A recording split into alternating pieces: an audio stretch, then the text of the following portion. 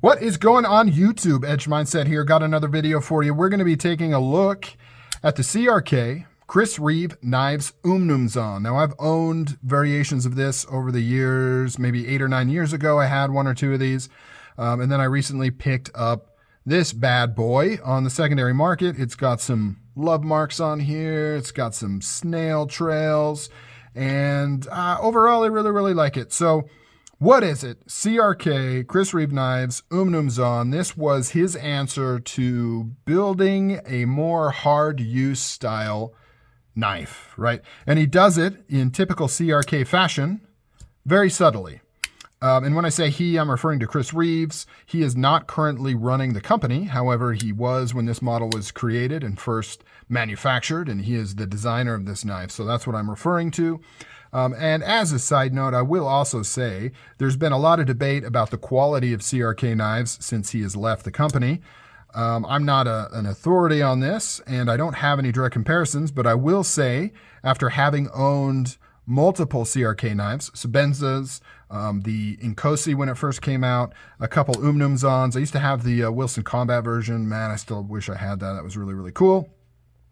I've owned these old ones before he left, and I noticed no difference. No drop in quality, no drop in features, no drop in anything. So that's just me, though. I know some people claim that the company's kind of gone downhill in terms of quality and things, but to me, this is the same exact Umnumzaan that I've owned in the past. Granted, it's been 8 or 9 years, so maybe I've taken too many hits to the head and I can't be trusted. I don't know. So what is the point of this knife? Well, this knife was meant to be kind of more of a hard use knife, right? It's taking the Sebenza platform, I guess, and beefing it up and making a more more hard use style knife. This only comes in one size, which is equivalent to kind of the large Sebenza, large Inkosi, that kind of thing. Let's grab some measurements while I'm talking about it. A little over 8.5 inches overall. Blade length is 3 and 3.25, I guess, about 3.25, somewhere around there. That gives you a general idea of what sort of size you're looking at. Now let's do a little weight action on here. It's not a light knife, but I don't think it's overly heavy either. 4.9 ounces, so pretty dang good for the size of this thing, especially considering that it does not have any lightning pockets or anything like that. It's just 2 slabs of titanium with a cool blade with a little bit of poon action on the top right there. Little harpoon action. So let's continue on through the materials. Like I said, titanium slabs here. You've got this nice milling pattern going on. Does aid in grip, but it also just makes it look cool. I really like the look of that. Has a large pivot. This is not the OG pivot. The OG pivot was much larger, or at least the outer dimension was much larger, and then it kind of had a bunch of holes in it, almost like the Medford 6-gun. They've since moved away from that and went to this style pivot quite a while ago, and this is the same one that the Inkosi has. This has one standoff back here, and then the pivot holding this whole thing together. I removed the lanyard standoff because it kind of rattles around, which is interesting. And I didn't like that sound, and it didn't have a lanyard on it anyway, so I removed it. I did used to run these with lanyards. I'd buy aftermarket ones, throw them in, but I'm not so much of a lanyard guy. Now, this has the standard titanium pocket clip that supposedly is made by Piranha Knives in Idaho. I cannot confirm that statement, but I've heard it from multiple people that Chris Reeves buys his pocket clips from Piranha Knives, so that's pretty interesting. Has a milled out pocket right there with a single screw holding it in. You've got these body screws here are countersunk, but they're not flush, right? So they are countersunk, but not all the way to the point that they're flush. Lanyard hole, you mentioned that. Here is the Chris Reeve branded lock bar stabilizer invented by Rick Hinderer.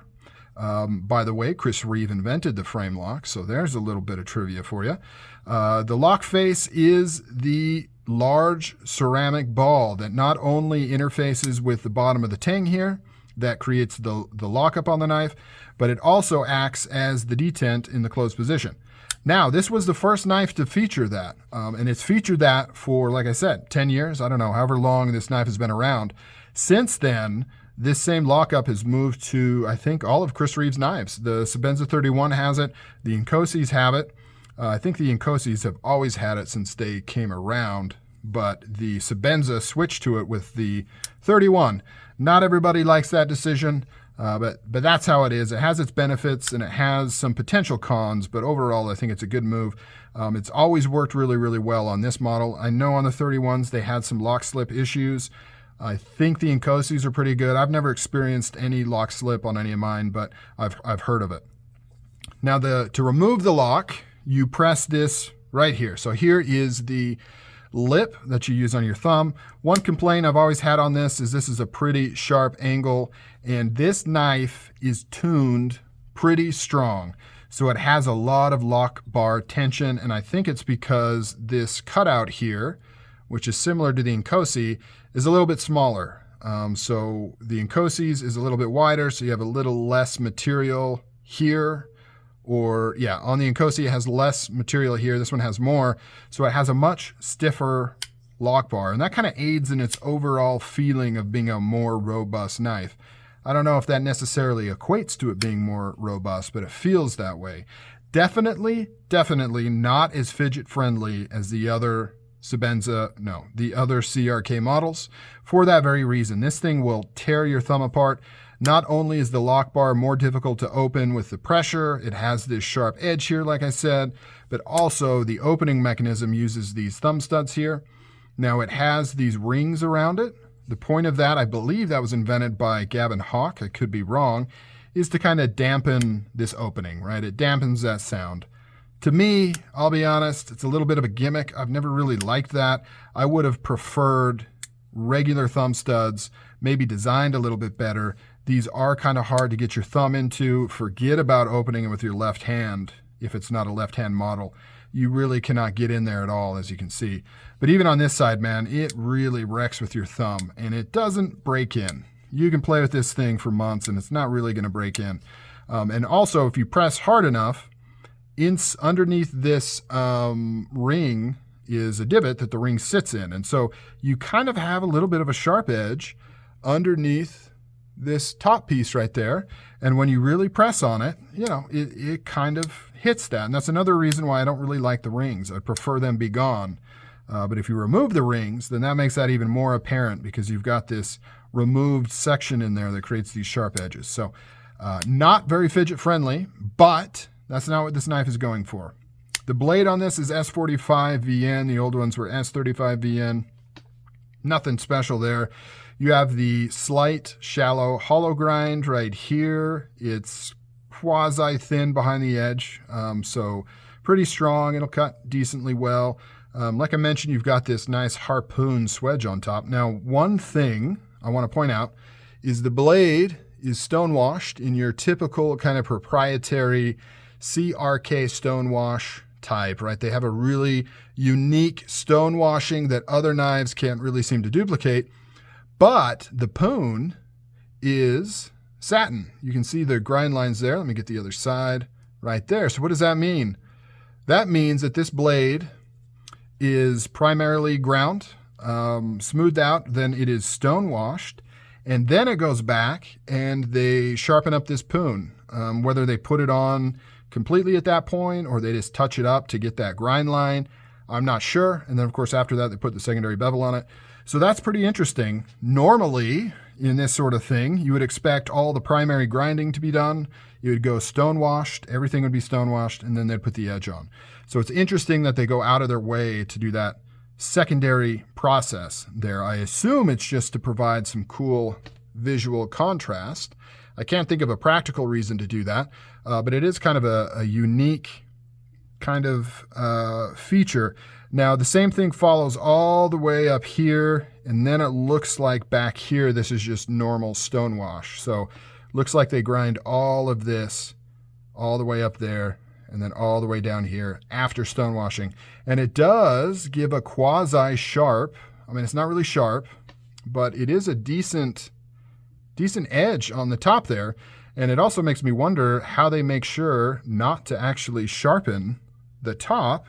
Potentially, they run it really quick on a grinder and take the edge off, because I would assume when you're coming to that kind of a point there, that this probably gets sharpened. You know, when they first do this grind, it's probably actually sharp up at the top here, and then they probably take it and take that edge off because it's got quite an acute angle there. The stop pins on this guy act as stop pins, right? So unlike the Sebenza and the Inkosi that has a stop pin back here that the tang hits, this uses the opening studs to stop the knife. And it gives it a good, nice, robust lockup because you can see how it is shouldered on both sides. There are stop pins on both sides, and they perfectly mate right in there. And so it's, with so much contact point, you're not really going to get any break-in from opening the knife and creating divots, right? So when you talk about lockup, the two things that affect lockup are wearing of the lock surfaces and then the blade itself shifting backwards by wearing in whatever it is that's stopping the blade. If it's a stop pin, it could slowly build a divot on the tang that allows the tang to sit ever so slightly further back, and we're talking a fraction of a millimeter. Or if it's stop pins like this and it's hitting soft titanium that's flat, it's going to do the same thing. It's going to wear in a divot, and then this blade is going to seat back ever so slightly, which is going to raise this lock face and allow the lock bar to move in further. So by having these shouldered pieces right here perfectly made up to these pins, you're going to prevent any sort of lock movement or any sort of significant lock movement. Now, why they went with that, I can only assume it's because they wanted this glass breaker here, which is another interesting choice. So this actually has a glass breaker, and it is the bottom tang of the blade here, creates a sharp edge. So similar to Medford in that they don't use a ceramic ball or anything. They use hardened steel to act as that glass breaker or skull crusher, if that's what you're into. This knife just has kind of a cool blade shape. I really love this harpoon. You can get this in Tonto as well, which looks really cool, but I just like that harpoon. I just really, really dig it. Super comfortable. Ergonomics on this guy is spot on.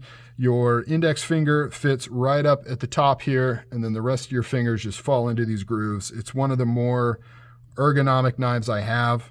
You've got some jimping back here. It's just medium, kind of medium grit, medium strength, not too grippy, but still useful. Or you can put your thumb up on this little curve here to do some fine cutting. Just a well-designed knife, and the fact that it really has not changed, I believe, at all since its inception.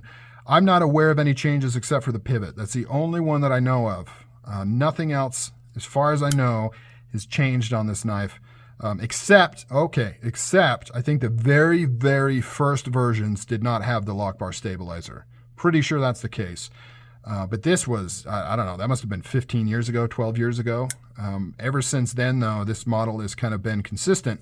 They also, strangely, have not produced a small version, right? You can only get this in one size, which is the large size. They also make it the exact same size as a large Sebenza and a large Inkosi, which is interesting. Being kind of a one-off, different kind of build, I would have thought they would have went with a different size, maybe slightly smaller or slightly larger than a large Sebenza, but they went with kind of that same exact size. And I'm not complaining. It's a really good size. It's not too big, but it's a substantial knife. You got plenty of blade length. This thing is rock solid. It does not budge. Perfectly centered. I mean, all the stuff you'd expect from a CRK is on showcase with this knife. So if you're at all interested in getting an Umnumzaan, I would recommend it. Just keep in mind, it will tear up your thumb a little bit playing with this thing. And I play with a lot of knives, so I've got a pretty, it's got a Band-Aid on it now, but up here I have pretty thick skin, and this thing, if I play with it for a couple days, will start to tear it up and make my thumb sore, and nobody likes sore thumbs. All right, guys, let me know down below, what do you think of the CRK Umnumzaan?